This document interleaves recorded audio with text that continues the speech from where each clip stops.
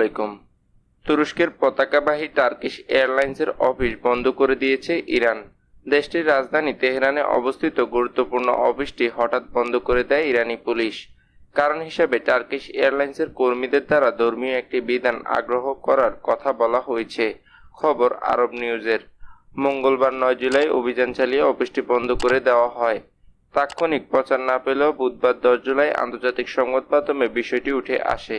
ইরানের আধা সরকারি বার্তা সংস্থা তাসনিম নিউজও পুলিশের বরাতে সংবাদ প্রকাশ করেছে। জানা গেছে, পুলিশ সোমবার টার্কিশ এয়ারলাইন্সের ওই অফিসে যায়।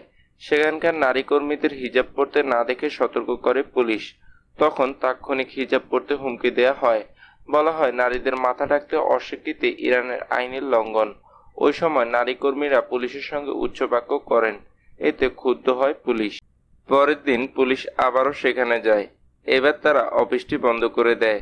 তাসনিম নিউজ জানিয়েছে, বুধবার অফিসটি খোলার ব্যাপারে কিছু জানায়নি পুলিশ। এ ব্যাপারে টার্কিশ এয়ারলাইন্সও কোনো বিবৃতি দেয়নি। ধারণা করা হচ্ছে, উচ্চ পর্যায়ে বিষয়টি নিয়ে আলোচনা হচ্ছে।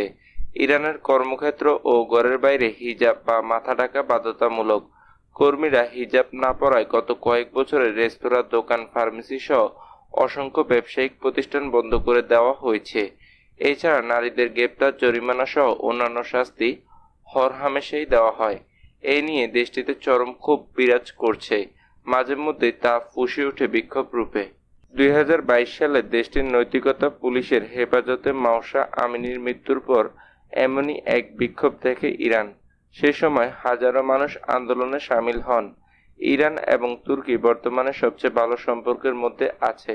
2023 সালে উভয়ের মধ্যে দ্বিপাক্ষিক বাণিজ্যের পরিমাণ দাঁড়িয়েছে $5.4 বিলিয়ন। তুরস্ক ইরানিদের জন্য একটি জনপ্রিয় পর্যটন গন্তব্য হিসেবে বিবেচিত হচ্ছে। গত বছর প্রায় 2.5 মিলিয়ন ইরানি তুরস্কে ভ্রমণ করেছেন। এছাড়া অন্যান্য দূরপাল্লার ফ্লাইটের তুলনায় যুক্তরাষ্ট্র ও কানাডায় যেতে টার্কিশ এয়ারলাইন্সের ভ্রমণের সময় কম হওয়ায় ইরানিদের মধ্যে এর জনপ্রিয়তা রয়েছে।